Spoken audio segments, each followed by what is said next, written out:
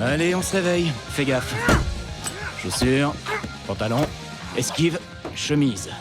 Sur ta gauche. Donne-moi ça. Salut les potes, j'espère que vous allez bien. On se retrouve aujourd'hui sur ma chaîne Zousman TV pour parler du film Boss Level avec Mel Gibson et Frank Grillo dans les rôles titres. Le film est réalisé par Joe Carnahan et est disponible depuis peu sur toutes les bonnes plateformes de VOD. Allez, on se retrouve dans un instant. Boss Level est donc un film américain réalisé par Joe Carnahan, à qui l'on doit l'excellent Narc sorti en 2002, ou encore The Grey, le territoire des loups chez nous, mais aussi des très fun, mais pas top, L'Agence Touriste ou Mise à Prix. Certes, ces derniers films sont plutôt efficaces dans leur genre, mais ne brillent pas par leur écriture un brin je m'en foutiste. Malgré tout, j'attendais avec une certaine impatience ce Boss Level, ne serait-ce que pour passer un bon moment.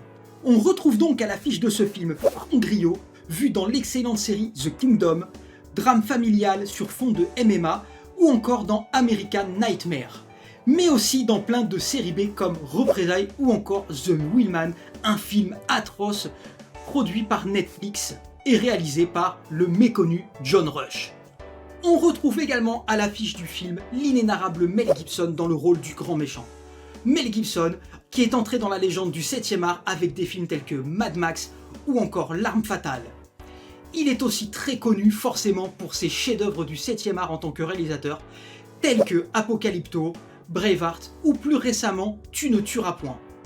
Ça fait toujours plaisir de retrouver son regard de fou furieux, même dans des séries B telles que Kill the Gringo ou Force of Nature. Mais du coup, Boss Level, ça nous parle de quoi ? Eh bien cela nous raconte l'histoire de Roy Pulver, interprété par Frank Grillo, ancien agent des forces spéciales, qui se voit bloqué dans une boucle temporelle qui répète incessamment le jour de sa mort. À force d'indices, il finira par découvrir un complot gouvernemental qui pourra expliquer les raisons de cette mort subite. Comme vous pouvez le constater, Hollywood recycle à nouveau un de ses types de films préférés, à savoir la boucle temporelle. Je sais pas comment c'est possible, ni pourquoi je continue à revivre la même journée. J'ai jamais eu le temps d'y réfléchir. C'est la grosse merde dès l'instant où j'ouvre les yeux. Depuis Un jour sans fin, la comédie culte des années 80, ils n'ont eu de cesse de répéter et répéter à nouveau le même type de film. Surtout récemment, depuis Edge of Tomorrow ou encore Happy Birthday, aucune originalité ici à trouver dans le déroulement du scénario. Au bout d'à peu près 140 fois, ça finit par être pénible.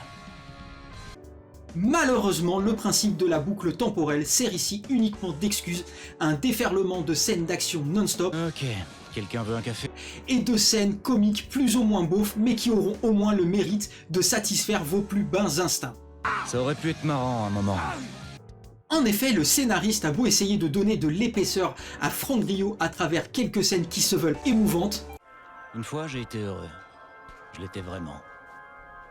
Il y avait une femme que j'aimais, mais... Il en ressort de celui-ci que ça reste malgré tout juste un gros beauf accro à l'adrénaline et qui aime bien tirer sur tout ce qui bouge. Maintenant, j'ai seulement la rage. Et pourtant, on aurait pu espérer un peu mieux du réalisateur de Narc, lui qui savait faire des films intimistes et des personnages épais et poignants. Malgré la présence de Mel Gibson au générique, nous n'avons affaire qu'à des personnages écrits sur un timbre-poste et dont il n'y a absolument rien à attendre. Je veux que ça s'arrête. Mais je sais que ça s'arrêtera pas. Malheureusement, on en attend un peu plus, surtout avec Mel Gibson au générique.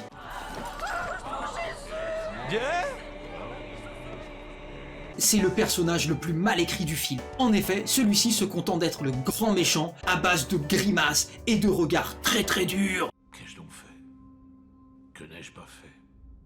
Et c'est plutôt dommage parce que il y a toute une galerie de personnages qui pourraient être super fun, mais ils ne sont jamais mis en avant. Et c'est vraiment dramatique parce qu'il y avait des trucs à faire.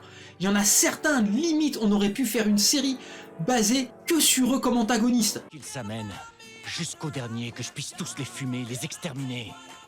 Voilà, c'est vraiment triste. De plus, Carnahan semble constamment avoir le cul entre deux chaises, hésitant tout le temps entre la violence débridée et le tout public, certainement pour avoir une diffusion la plus large possible de son film sur les plateformes de streaming. Je prends pour exemple les explosions de sang qui sont représentées sous forme de brume rouge. C'est assez bizarre comme effet, ça a déjà été fait, mais je trouve que ça ne fonctionne pas du tout. C'est moi, Guanyin. Et ce Ceci est l'œuvre de Guan Yin. Mais d'un autre côté, on a des scènes complètement folles, avec des décapitations ou encore Franck Grillo qui se fait rouler allègrement dessus par un bus. Ce film est bien plus proche des réalisations les plus récentes de Carnahan, à savoir Mise à prix ou encore L'Agence Lourisque, avec le même type d'humour un peu bas du front et des scènes d'action bien filmées mais répétitives. La vengeance.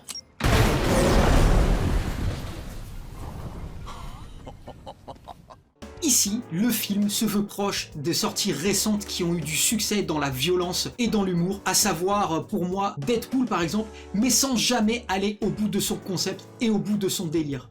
C'est dommage parce qu'on aurait vraiment eu un actionneur ultra fun et jusqu'au boutiste. Malgré tout, ça reste un véritable plaisir coupable de voir Franck Grillo botter des culs toute la journée et mourir à tour de bras.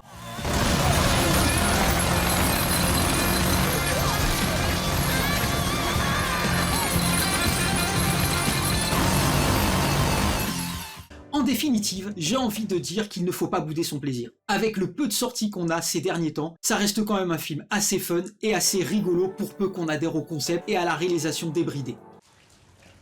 Ça, c'est pour les juifs.